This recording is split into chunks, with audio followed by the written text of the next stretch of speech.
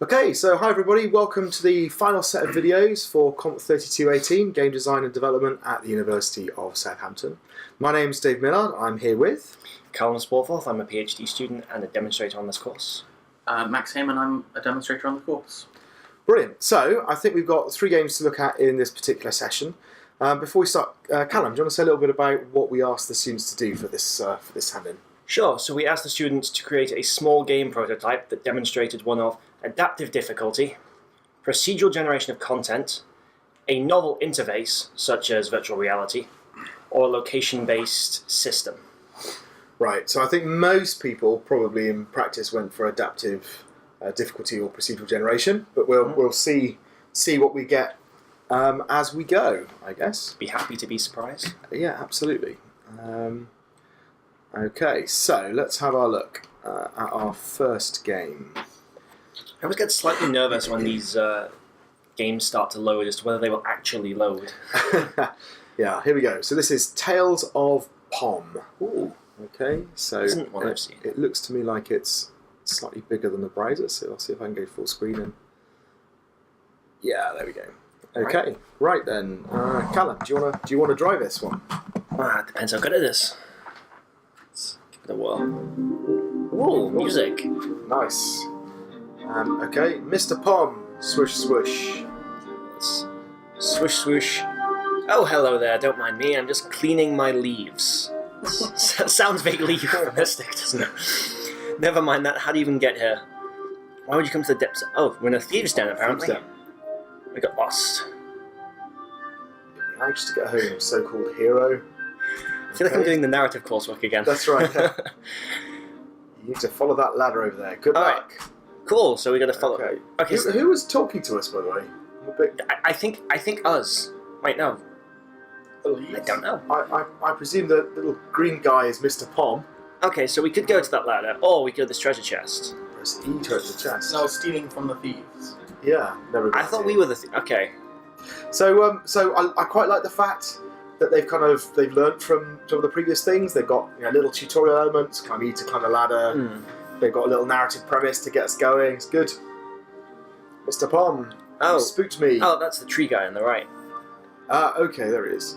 It's you again. Why do we keep meeting? Why are we lost in a thieves' den?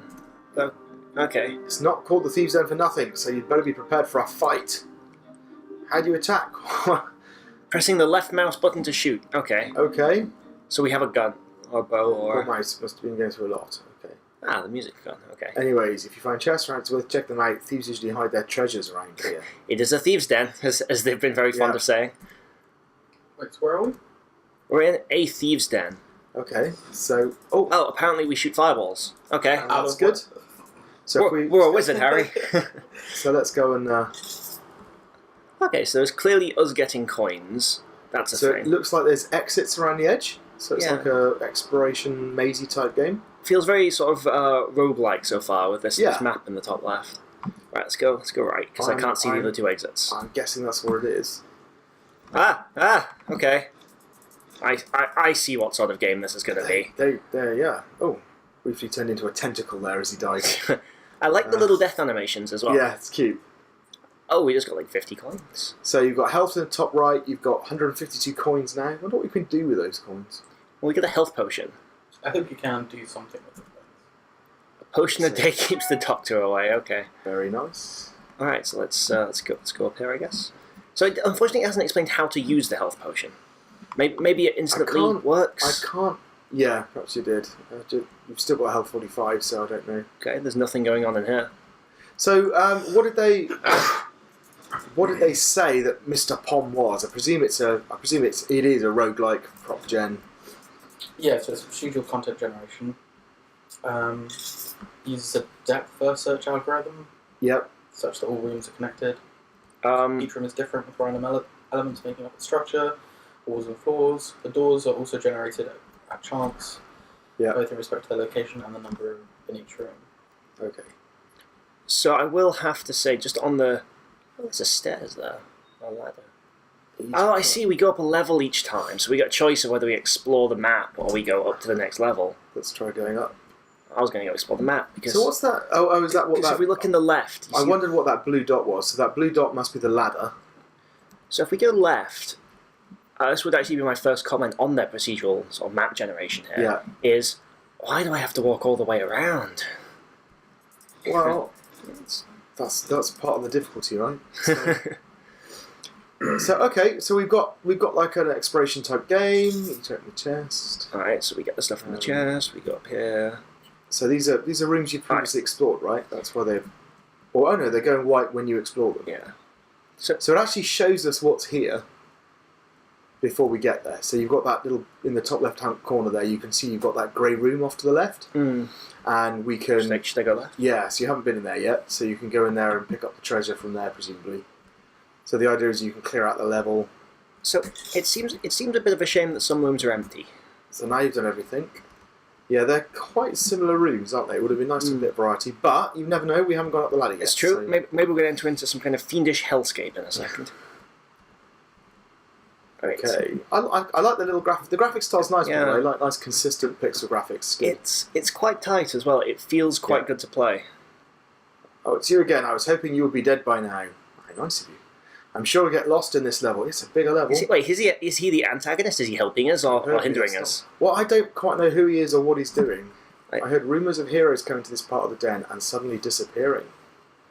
Must have been agonising as they were screaming out going back to where they started. Oh no, okay. Alright, yep. So I even heard whispering Alt C to channel teleport.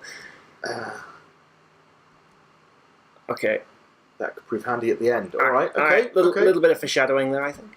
Yeah. Cool, let's get some more. So, I'm just trying to figure out so it shows you where the rooms are, but it doesn't. I don't think it necessarily shows you how they're connected, right? Oh, where the ladder is. So you only see the connections after you've gone into the room. So that's quite nice because I think that was mean. That was really mean. Spawns it next to you. But it keeps some of the exploration element there, right? Mm. So you know kind of roughly what's out there, but you don't quite know how it's connected. Okay, so I'm going to have to throw that in as a bit of an unfortunate criticism, which is it's really annoying having those melee guys spawn right next to you as you enter a room. So, I mean, in terms of... Can I sprint or anything? In terms of the variety, obviously we're getting a fairly standard grid-like dungeon. You're low on health as well. Oh, you are, yeah. Well, I've just been in 3 rooms where they've appeared right next to me at the start, and it's... And because you appear there before the camera moves over. Yeah. Right. Yeah, okay. So you've got that moment where you can be attacked. Oh, this is a dead end. Okay, I have to go out the way. I mean, we got a lot of money if we could spend it on something. So, I wonder how far we're going to be able to explore here. Well, let's talk about some of the aspects then. So, what about the quality in general? It's pretty good, isn't it? Consistent graphics, nice little bit of use of sound. Yeah. It seems very playable. Cutscenes were not. I mean, there's even nice little bits. Like I think if I pick up this chest, it'll have a little bit of gold in it because of the couple of bits of gold and then that disappears. So you know we've emptied it. You did get some health potion, I think. Yeah, I think I just used a little bit. That's nice. So there's no. So I mean, I think and I think when you do get into combat, that seems to work well, and it seems to be kind of fairly natural. You've got the little mini map, you've got the dialogue. There's actually quite a bit going on. Oh yeah. That's interesting. He didn't notice you until you shot him. That's fine by me. Okay. Well, so what did they say? Oh, no. What did they say about the proceed? Oh, game over. Press space to try again. There you go. And little leaderboard. No, maybe Okay. So while Callum battles through again, and let's see if you can go up as high as you can this time, and we might see some other bits of the game. So they said the content of the rooms is also randomly generated with a random seed, but differently depending on the level. For example, there is a 75% chance there'll be a chest in every room. Furthermore, the ladder that takes the user to the next level is generated using an increasing probability curve of the ladder being in the next room. Oh, hang on, it looks like calculated. Looks like we've had a bit of a restart. All right, so there's so they basically their So they have something where they use a kind of depth first search to make sure the rooms are connected together, but in random ways. And then as you explore, there's a more and more chance the ladder will be, or as they generate rooms, there's a greater and greater chance the ladder will be in there. Yeah, so the more you explore, the more likely you'll see the ladder, which is quite a nice feature, I think. Yeah, that's good. So it forces you to explore. Right? So it's not completely random. Basically, there are some heuristics in there to make sure you end up with a playable level. Did they say anything about the spawning of enemies, or? I think that chest might be a little bugged. Because again, we've talked before about pacing in games, and we've talked about kind of. I mean, it may not have adaptive difficulty, but having a kind of at least some kind of difficulty ramp up to it, so that as you go through, maybe it generates more enemies, or there is some kind of feature. They don't really mention enemies much at all in here. So. Alright, so we've got the ladder, so I think we should just go straight up to the next Yeah, level. I think so. Let's climb up as much as we can. I don't think there's much to be gained from wandering around here. So it also has points. Yep. Health, enemies, and gold. So, I mean oh, there we go. Let's try that teleport feature and see what happens. Channeling. Oh yeah, we didn't use the teleport. You're right. So there's apparently a boss as well. It cuts the sound apparently. That's it. I wonder if it just takes you back to the beginning. Oh, so that's probably the bosses. Yeah.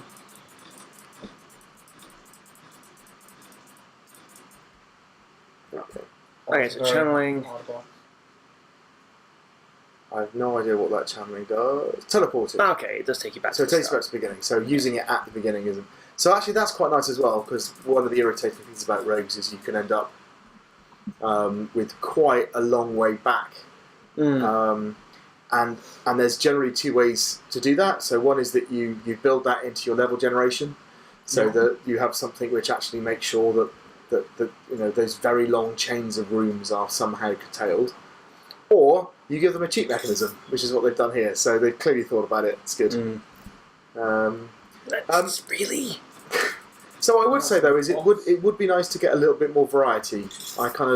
We've got this is absolutely a standard grid layout. All the rooms appear to be very similar. Yeah. The only features that they're managing really are the ladder, and then the gold and the enemies appears to just be random. Yeah. So I think a bit more sophistication about how those appear, giving you a bit more of a kind of a ramp up in difficulty would have been good, and just a bit more variety in the rooms. They are. Yeah, the only real meaningful change in the rooms is which enemies seem to spawn in them. So, we've talked about the quality, we've talked about kind of how well the procedural generation is working, and it's relatively simple, but seems to be quite effective. So one of the other things we asked them to think about was how meaningful their change was. In other words, would this be a better game if it didn't have the feature they put in? So in this case, if they had pre-designed these levels, would you actually have a better game than when you haven't pre-designed the levels? Well, you certainly have. Well, if they keep spawning on me, then I'm definitely going to say yes. But it depends, because you can't have. Oh, for the love of God! In a second. Yeah, you're talking and fighting at the same time. Yeah, it's tricky. I just want to get to the next level and spend all this gold that I've got. Yeah. Cool. But yeah, so it's hard to have a roguelike that doesn't have some form of procedural generation, is the first thing to say. It would have a very different sort of feel to it as a game. Almost the definition of the genre, right? But I think So I guess the point is, what makes a good roguelike versus what makes a good design set of levels, right? And one of the interesting things about those kind of roguelikes is that idea of exploration, about finding things, about discovering patterns. And what that means is that you have to have enough in the toolbox to make it kind of interesting to plug it all together. Yeah. And yes, that wasn't necessarily true of the very first rogues, like Rogue, but that's because they were using it as a mechanism to get around the limitations of the technology, right?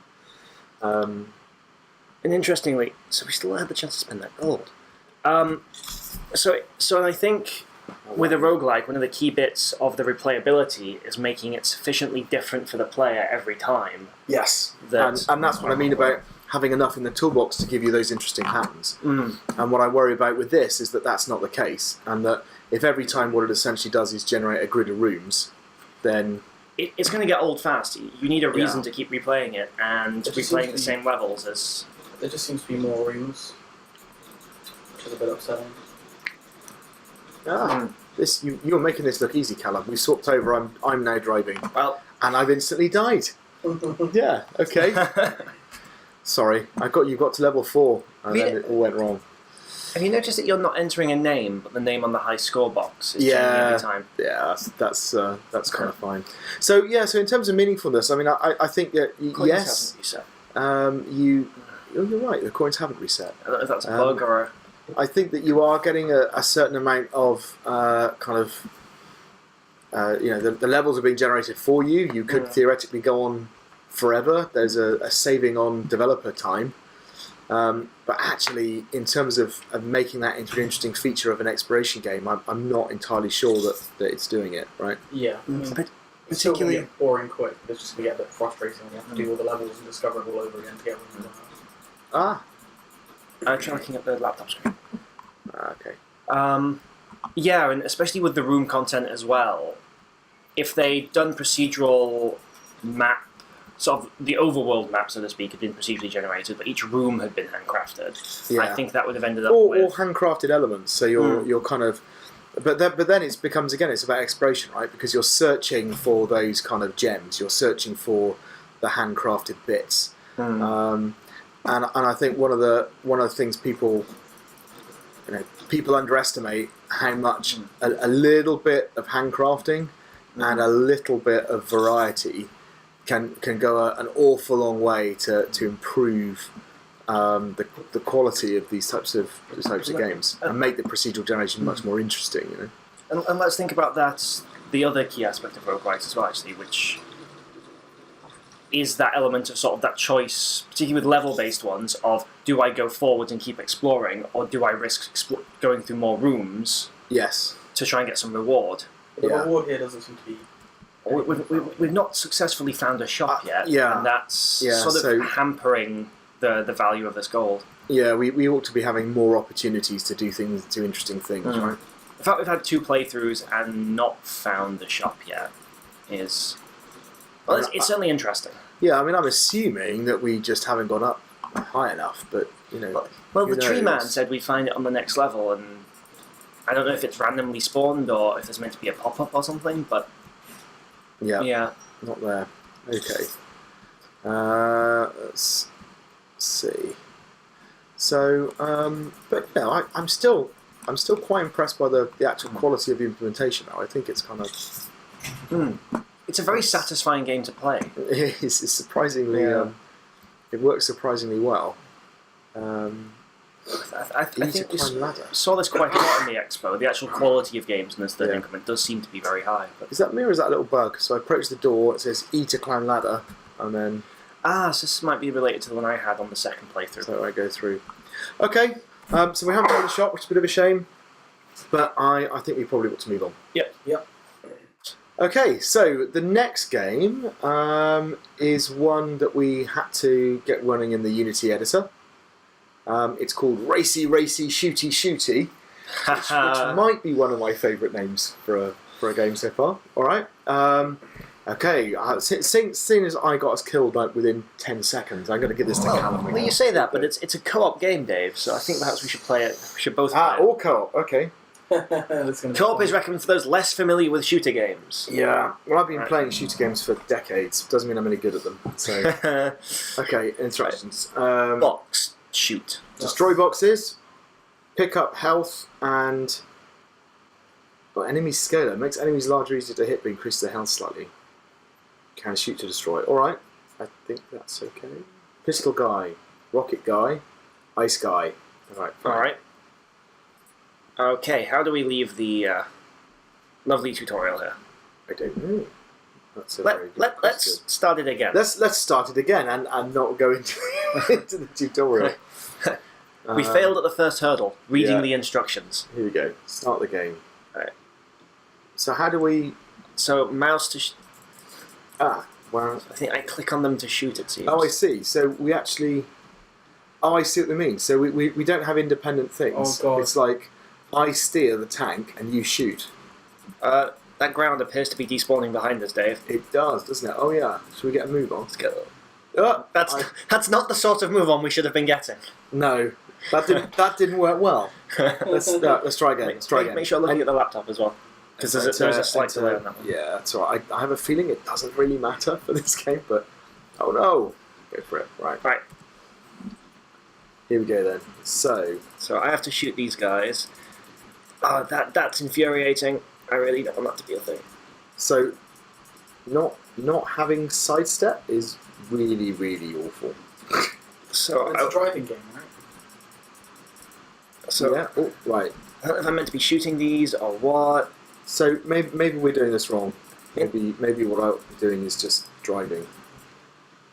So I'm not convinced you should be driving, Dave. Well, this. Oh no. Okay. Yeah. So we had a high score. It's good. It's not the best. All right. Here we go. Can I just hold? I can just hold. That's better because every time you turn, where I'm aiming changes, and it's genuinely very hard. It's very sensitive. Yes. Movement. And that sort of power up makes the enemies bigger and easier to hit. I think I'd almost have preferred a different control scheme for this, because while in principle, shoot where you click is quite nice, in reality, shoot where you click is getting very, very old, very, very fast. As you turn. No! Oh! Yeah, okay. Right. It's one more go. Once more into the breach. Yes. It'll be nice to see some of the sort of adaptive elements of this game. So Racey, Shooty. So Max, what do they say about this one? So keep still so I can aim. So Racey, Shooty is a third-person driving shooting game. So there's it seems to go on forever, but there's limited to 5 minutes. Yep. Really playing cooperatively. It's got adaptive difficulty. Right. And there are elements of procedural generation. So basically, one of the things we said to people is that be wary about mixing those two things up. No, how long can I carry on the side? Not long. So presumably, what they're doing is they're using it's procedurally generated, but for reasons of adaptive difficulty. So it generates more difficult environments. This is already pretty difficult to start with, to be honest. I need you to shoot those boxes, Dave. Yeah, I'm trying. You keep moving. That's the problem. Yeah, it's really not. So we've now swapped over. So I'm now firing and Callum is driving. So it's interesting. Can we? No. I think we can mince people by running into them, but we can't destroy boxes by running into them. Boxes are more stronger. Right. Get rid of those mines. Yes. But we can mince him, but we can't go through cardboard boxes or wooden boxes. I would just drive past them all, quite honestly. Yeah. It's just strafe constantly. So there is. I mean, it's obviously sort of designed to be a little bit wild, but the control scheme is such that I think when you're driving, you don't really feel like you're in control of anything. Oh, I like that. That's nice. So at the bottom it says shooting difficulty and driving difficulty. Right, okay. I think it looks like the UI elements are a little bugged. Well, it's probably just playing it in Unity, so I think. Hello, save me, Dave. Yeah. So, but I have to say, it doesn't feel. I can't shoot the boxes because you're too close. I think. Oh no! Let's go. Okay, well, it's definitely harder because look at all those mines. Yeah, we definitely we're getting into our rhythm, right? Yeah. So if you're dodging more than 70% of obstacles, it has a greater chance of spawning mines. Okay. So yeah. So what I was going on to say was, I think when you're driving, it doesn't feel like you're particularly in control, and when you're shooting, it doesn't feel like you're particularly in control. It all feels a little bit, random and uncontrolled. So the blue guys are the ice things, and you obviously have an ice gun that slows you down. So if you go more than 90% of the speed. Well, having said that, I mean, we are getting better. Hmm. I think now we found our natural roles. Yeah, you definitely are getting better. It certainly helps. So we're getting a lot of health pickups at the moment. Yeah, so if your health falls below 20%, we throw you more health. So I do like that. That's nice. That's a nice little feature. And if your health is more than 75%, they'll spawn those enemy platforms that you saw. Yeah. So high health equals more enemies, low health equals more healing. Oh. So I think probably what it is that because you're No! oh no, sorry. Still 13,000. It's pretty good. So if your shooting accuracy was below 30%, it sports the enemy scalar power up, which makes them bigger. Right. Which Yeah. was the weird orb. Yeah. I think we got quite a few of those, which may be one of the reasons we were doing well. So one of the things with adaptive difficulty is to do with what are you trying to achieve, and does it make it easier to achieve that, right? So what are we being scored on here? Are we getting scored for how long we survive, or what our score is? It must be our score, right? That's what's going in the high. Yeah, you get the high score in 5 Okay. So in a sense, actually, the higher the difficulty, the better, because that gives us more stuff to shoot at. So you can only get the high scores, the really high scores, if you are managing to play on a higher difficulty. So that kind of works. Yeah. That's something that very often people get wrong with these things. I think the thing with the shooting is that it's because you're shooting effectively little missiles, right? I think if you had a gun, which was like an instant shot, it would be a lot more satisfying. I mean, or even just if you're going to make the place where you're aiming change as the car moves, then make it so there's a bit of an AoE or something, so that just a bit more forgiving. Yes. It's like almost like you want to be strafing with a machine gun rather than firing precision rockets, right? Yeah. Or there's a lot of mines at the moment. So quality-wise, then, what do we think? It's pretty nice. It's got a funky bit of music in the background. Yeah. I do like the platforms. I think that was a really cool sort of thing. Shoot ahead, Dave. We're going to get the health.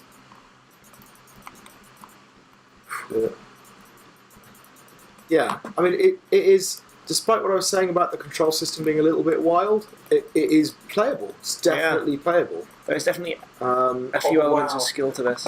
Well, I've lost me. And I think the fact that we're going quiet as we're concentrating is testament to the fact that it's a playable game. It's a surprisingly fun little game. It is. It's quite satisfying. Oh my god. It's quite satisfying. No! Oh no! No! I think we were so close. 13,000. Okay. So quality, I think, pretty good. I mean, maybe some tweaking on the controls would have been good. Did you put that name at the top? Maybe. But yeah, other than that, and nice use of music. So in terms of the sort of the adaptive difficulty / procedural generation The stuff. procedural generation is actually to do with the way the tracks are made.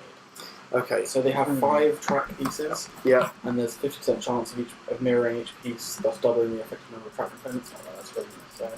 Right.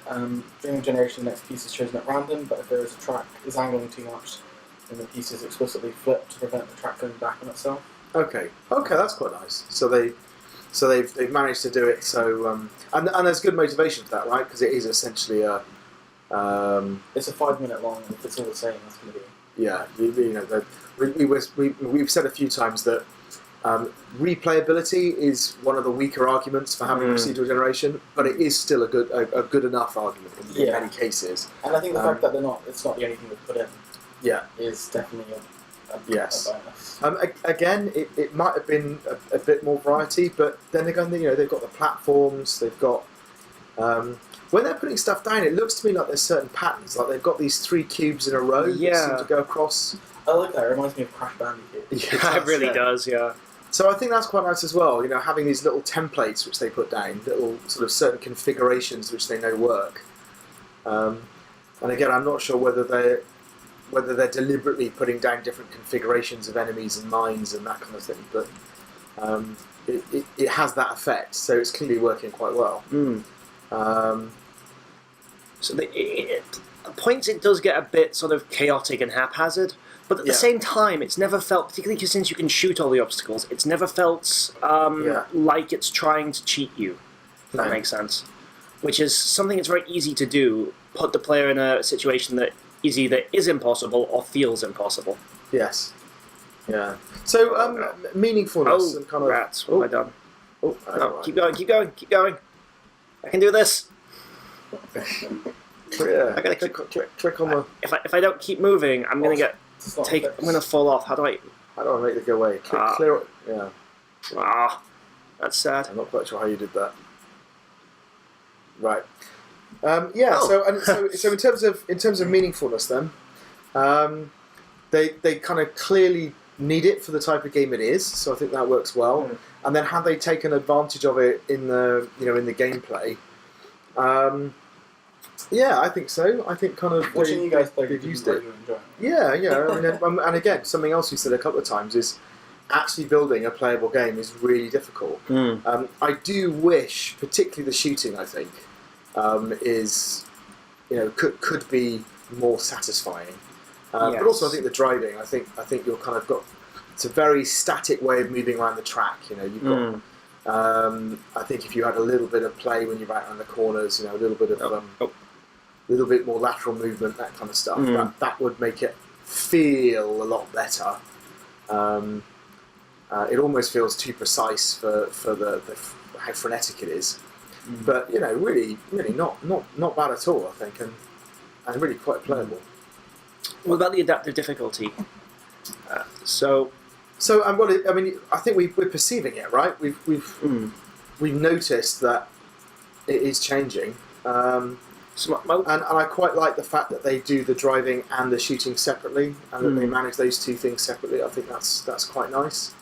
So one thing I think we have to consider as well is, let's compare this to a game that increases linearly in difficulty. Yeah. I mean, so I think one of the...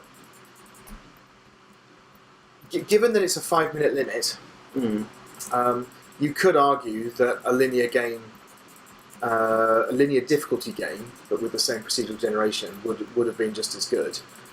But I think what it means is that someone who is actually quite good can get to the point where you're generating lots of high score quite quickly and then stay in that state for the length of the game. And that, for me, is what makes it a meaningful thing to do. If you have an adaptive difficulty game where a perfectly good strategy is not be particularly good and then cruise through the game on a low difficulty, then that's generally a bad sign. But on this, that's not going to work, right? Because you're going to get a lower score. So if you want to get the big bucks, I'm a bit... So Callum's been playing this on his own, and I'm a bit put out that you're actually scoring better than when I was helping you. I think it's again down to the controls, though, Dave. How good he is. Yeah, I think it's down to the fact how bad I am, I think. Well, no, it's definitely down to the shooting controls, because I can make a choice to move my mouse as I'm turning. Yes, yeah. So you've got so I know exactly what I'm about to do before I do it. So it's easy for you to target. Exactly. Yeah. I needed that health pack. Yeah. All right, we like this. Good. So it does remind me of audio stuff. Yes. And that would have been nice. The track one depends on how long the track is. Okay. I think we probably ought to move on, but well done. 15,000 points. Pretty good. Thank you. Right, so our next game is called Darkness Simulator. I thought a Darkness Simulator would be quite easy to write, right? Let's go for it. Well, that's it. We're playing. We're playing. Let's see if we can make it full screen. We can. You want to go for this one, Dave? Yeah, go on. You can laugh at me. Right, begin game tutorial. Let's have a quick look at the tutorial then. I like the fact they've remembered to have a tutorial. It's good. Loading. Okay. Another loading screen. A loading screen. Here we go. I was going to say again, maybe that wasn't Walk out of the door to complete a level. Arrow keys to move. Okay, alright, so I'm sort of this woman walking around this space. I've got like a kind of light zone in front of me, which is quite nice. Okay, I can walk out the door. Level complete. You're good at this. I know. Yeah. I was so worried that I wouldn't be able to cope. This is about my level. You're a natural expert. So it says you can choose a play style, slow or stealthy. Okay. So slow and stealthy or quick and blind. Collect Unity logos to open the door. Tab to pause at any time. Oh, a little sound effect. And through we go. Okay, level complete. Let's continue. So they've not just done a quick tutorial. This is like a full-on proper. Here's a series of little mini levels to teach you how to play. I feel like they didn't need to tell you to pick up that logo. You would have got that anyway. You just thought so. Or they could have done it. Oh, that's nice. Avoid the little crawlers that can't hurt you in this situation. Hold down Shift to sprint. Oh yeah, I can run. All right. Ah! Oh, I appear to have sprinted into a wall. You're safe. Can you get out? No. That's unfortunate. Oh, Okay. We were just starting to see the mechanics as well. Yeah, that's a shame. You panicked, that's what it was. I panicked. There was a thing that attacked me. I didn't know where I was going. It wasn't the officer. I just sprinted into the wall. All right, I think that was possibly a quirk of the frame rate drop that just happened. It might well have been, yeah. Let's have a look. Let's try again. Should I go through tutorial again? I suppose So this demonstrates an interesting property of tying your physics to your frame rate. Because if you do and your frame rate drops, you can end up with strange physics behaviours like that.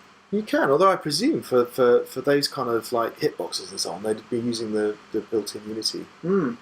So, anyway. Oh, I hit begin.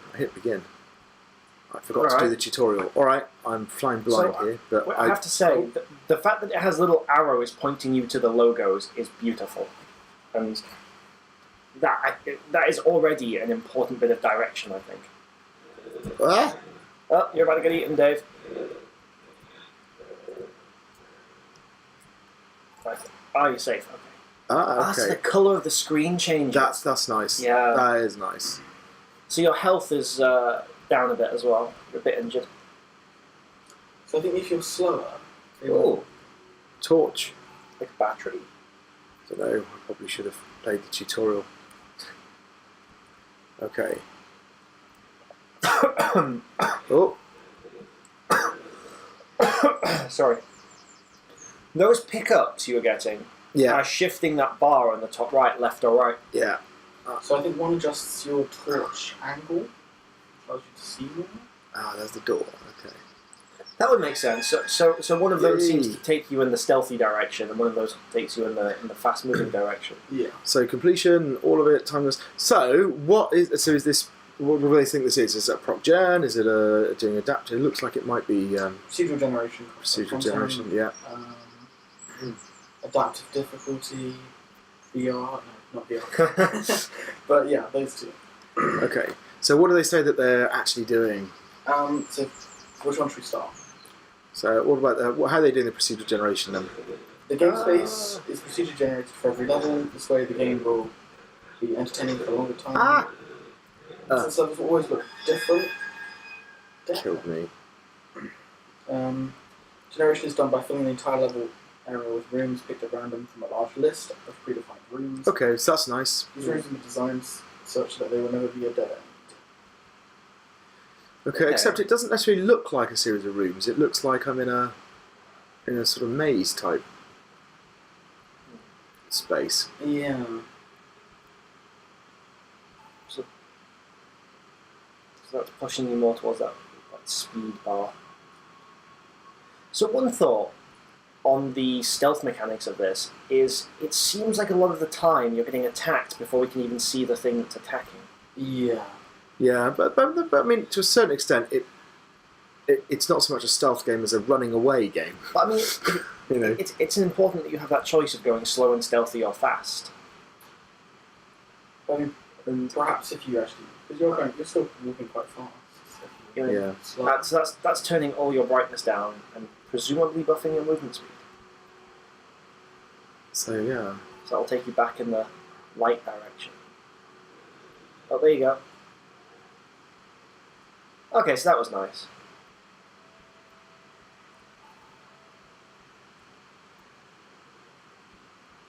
This you there. Okay. All right. So procedural generation seems to work. I can't quite see the room structure that they're building, unless they mean the whole thing. It feels more like I'm in a big space with kind of obstacles around it, but it seems to work. I'm not finding dead ends and doing those kind of things. The enemy spawns are random, but a minimum distance from the character, which is nice. Yeah, that's good. Yeah, definitely welcome. And the door is generated somewhere on the outer perimeter. Yeah. This one's interesting. Level map generation is performed online at runtime. Okay. So I think they mean that it's done. The game runs and it generates them, right? As opposed to them being pre-cooked. So I like the fact it's got music, but the music doesn't necessarily seem to be, or the sound, I should say, doesn't necessarily seem to be relevant to what I'm actually doing. Well, I thought you get the heavy breathing and the ominous music whenever you get You do get the sound effects to the creatures, but yeah. Okay, what about the adaptive difficulty then? How are they doing that? So I think they've figured out that I'm terrible at this because they seem to be a bit easier. So adaptive difficulty. There are two aspects: player choice and player progression. So you can choose the spotlight angle of the character or the stamina duration. So your sprint duration is the other one. Yeah. Player can pick up power-ups to favour one or the other. Blah, blah, blah. So we read that bit. Secondly, the following parameters are influenced by the level progression: map size, number of keys generated, number of keys necessary, number of power-ups generated, number of enemies, enemy speed, enemy awareness, parameters, depth distance, blind distance, vision angle. Wow, that's a lot of stuff going on, isn't there? Yeah. So I think one of the things I'm wondering whether there's almost like too much, and even the complexity. So it seems to be that there's this thing, how fast am I versus how stealthy am I? But I'm not really getting a sense of that playing it. I'm just going around picking everything up, finding the door and getting out, and sprinting if I find a creature. So there's definitely a notable change in your light whenever you pick up one of the speed buffs. And I think I prefer the light. So I'm picking up these Unity things. So here's another couple of examples of enemies seeing you and running at you before you have any real chance of seeing them. Yeah. And on the one hand, it does give you that sort of, oh god, they're hunting you sort of impression, and it does favour how light it is. Yeah. At the same time, it really does. So you know how you said it was quite easy and you were wandering around just collecting things? Yeah. I feel like that's not going to be the case. I'm trying to get rid of that blooming thing. So that's obviously makes me faster, or makes me sprint for longer, perhaps. And again, I'm not really sure why. So the Unity things fill up the bar that opens the door. Yeah. Okay. So that will put me back that way. So, and you're right. I quite like the fact that I know roughly where they are. That's a nice touch. The glowing stuff around the edges. So I think this has infinite levels by the sound of it. Just the map size, the number of keys generated, the number of keys necessary, and the number of power-ups increases as levels go on. I think what we're noticing actually with the flashlight running away balance, it's that when you're sort of in the middle like you are now, you're getting seen a lot and having to do a lot of can't get out the door.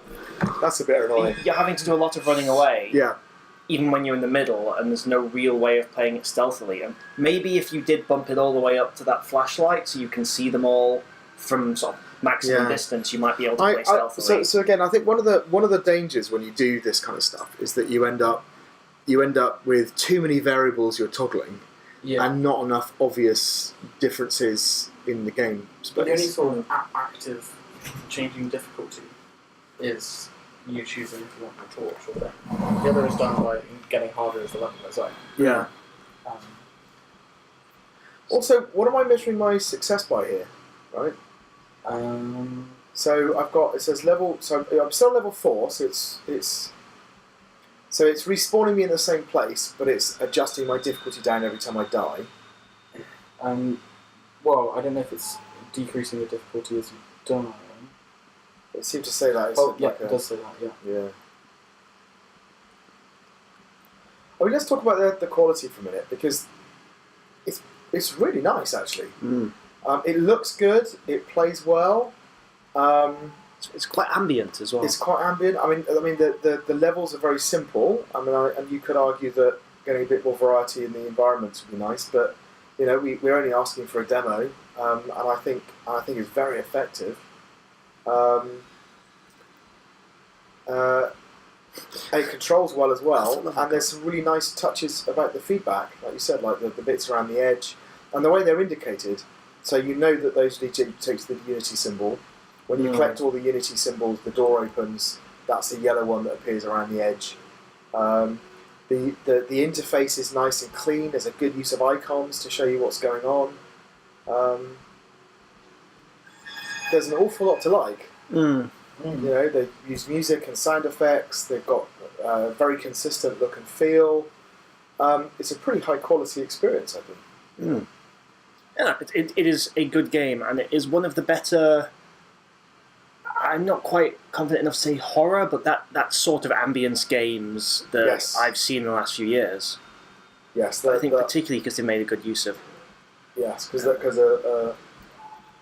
that torch thing helps a lot. No, go away. Well, I do wish you didn't keep stumbling on those things. So, okay. So in terms of the procedural generation, then it seems to be working. And you're not getting any, because it's very easy to get problems in this kind of environment, like I said, dead ends, unreachable areas, that kind of stuff. So they seem to have solved all of those problems. Oi! Again, what they perhaps haven't done is they haven't quite got the variety and the recognisable spaces. So although they're talking about selecting from pre-gen rooms, if that's not obvious, and in fact if they hadn't have said that, my advice would have been have some patterns, have some clear patterns to pick from, and then use those. A random mess of lines. It'd be quite nice if I was finding certain combinations or structures that were being combined together in interesting ways to create more interesting environments for me. Yeah. It's not hugely meaningful the way in which these environments impact your gameplay either. No. So I think that it's solid and it's functional, but perhaps it's not adding as much as it could be to the gameplay. And in terms of meaningfulness, I suppose that's where it goes over into that, right? Which is that are they using the procedural generation to really add to the gameplay? And I'm not convinced they are. No. And it feels to me that, particularly because we're not going back to the beginning as we're going, this is very much the one where you're progressing through a series of levels. My gut feeling is actually a set of pre-designed levels would have probably been better. Yeah, it does. It does say their main thing is generate for every level. That's where the game will be entertaining for a longer time. So this levels always look different. But I mean, there's no recognisable features on any of the rooms, really. No. So we talked about this. Yes, replayability is always an argument you can use, but your game has to be a game where replayability is an important factor. Yeah. An endless runner, that's true, but in this type of game, I don't think that is true. And you're better off having interesting levels with manually designed puzzles, probably. I don't think it's terrible by any means. I don't think it makes the game substantially worse. I just think that it probably could have been better if it had been pre-designed. Okay. I think probably we should leave it at that point. So that was our final game. Are you going to run around now until you get killed by monsters? There's only got one key. I mean, I can do if you want, or I can keep. I mean, it's infinite, so I probably shouldn't keep going. Come on, eat. I mean, I could just run around this small cube and probably be fine. So even things like some features in the environment. Nope. Where it was possible to lose the monsters, or or possibly interact with them, and then using them. So again, it feels to me like maybe a lack of complexity in the building blocks that they've got. I think they have deliberately introduced that. There are clear places which are good for losing monsters. They're just not frequent enough. Or recognisable enough. Maybe that's what they mean. They're not recognisable enough. Yeah. That space there where you've got the block and the space around it. Maybe that's one of their predefined bits, but. Yeah, I feel it's maybe a little bit lost. I wouldn't call it a room. Yeah. Okay, we should definitely end it there. But thank you very much for listening, and we will be back in the next video.